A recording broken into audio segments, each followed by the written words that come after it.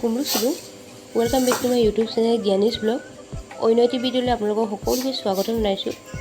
আজি মই হাঁহৰ ড্ৰাই ফ্ৰাই বনাব লৈছোঁ। সো মইনো কেনেকৈ বনালোঁ চাওঁ আহক। এয়া হাঁহ মাংস চফা কৰি হৈ গৈছে।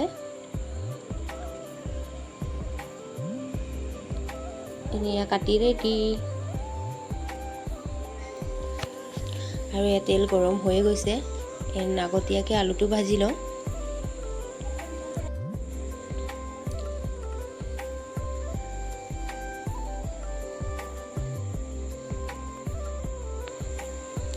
অকণমান নিমখ এড কৰিছোঁ, হালধি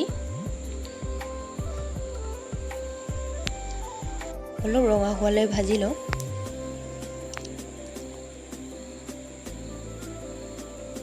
এয়া হৈয়ে গৈছে। এতিয়া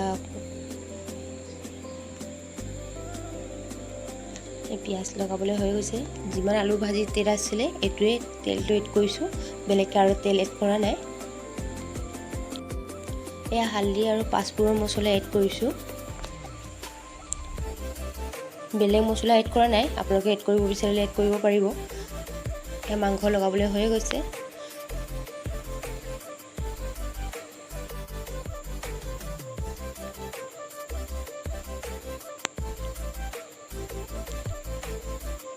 অকণমান ঢাকনি দি ভাজি লওঁ।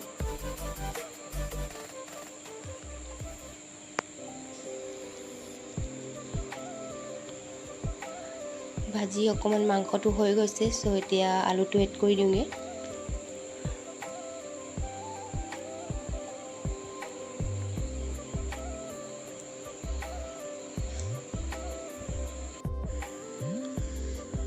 এই আদা নহৰু কেঁচা জলকীয়া এড কৰিছোঁ।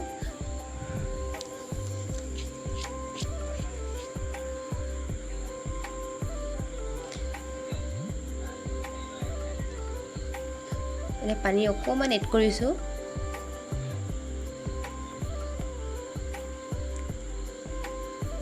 এনেদৰে অকণমান লৰাই থাকিব। অকণমান ঢাকনি দি আকৌ এয়া দেখিছেনে কি মজা গোন্ধ আহিছে নহয়। মোৰ ভোকে লাগি গৈছে আৰু দেই, নক'ব আৰু। এয়া মিমিক দেখিছেনে, সিয়ে আগত খাই লয় মানে। এয়া ৰেডি। আশা কৰোঁ আপোনালোকে মোৰ ভিডিঅ' চাই ভাল পাইছে। চ' প্লিজ শ্বেয়াৰ এণ্ড ছাবস্ক্ৰাইব কৰি দিবলৈ নাপাহৰিব। আৰু আপোনালোকে হাঁহৰ মাংস এনেকৈ ড্ৰাই ফ্ৰাই কৰি খাই চাবচোন, কেনে লাগে ইনবক্সত জনাবলৈ নাপাহৰিব। এয়া মই খাই লওঁ দেই, বেছি ভোক লাগিছে আৰু ৰখিব পৰা নাই আৰু। চ' থেংক ইউ।